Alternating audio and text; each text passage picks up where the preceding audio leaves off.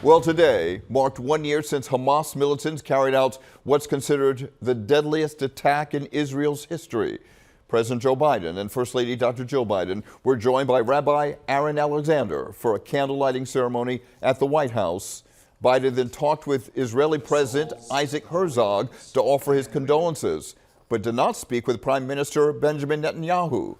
1,200 people were killed in that brutal attack, more than 200 people taken hostage that day and still missing. That includes at least 7 Americans. A survivor of that fateful day in Israel was part of a somber service in Montgomery County tonight. And Action News reporter Caroline Goggin joins us live in Elkins Park with that story. Caroline. Rick, 5 local Jewish organizations came together tonight to make this event possible. They said they wanted to gather together to show that they are stronger united. So hundreds of people gathered here in Elkins Park tonight to hear from a young man who survived that October 7th attack 1 year ago. This picture was taken 1 year ago. On the morning of October 7th, 2023, Matan Boltax and his friends were at the Nova Music Festival in Israel. The rocket started. We obviously had no clue that terrorists had broken through the border and were shooting at anyone in sight. They fled the festival in their car, eventually finding shelter in a stranger's home as chaos unfolded outside. We saw one pickup truck with Hamas terrorists shooting in the distance at other people.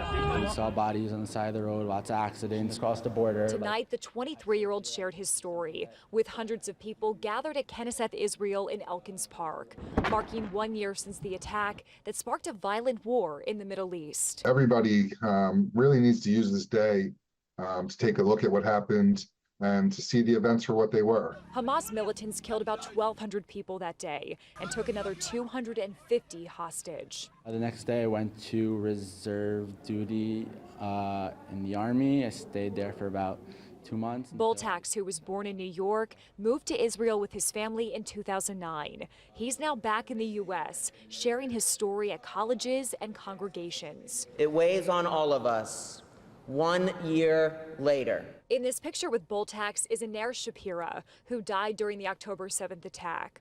Also pictured is Hirsch Goldberg Polin, a 23-year-old Israeli American who was taken hostage by Hamas that day. In early September of this year, his body was recovered.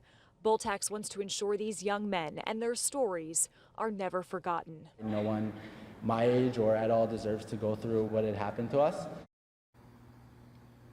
And Boltax told me tonight one of the reasons that he's sharing his story here in the U.S. is that he wants people in this country to understand the horror that unfolded during that Hamas attack. Officials estimate of the 250 people who were taken hostage that day, 100 of them remain in captivity, many of them feared dead.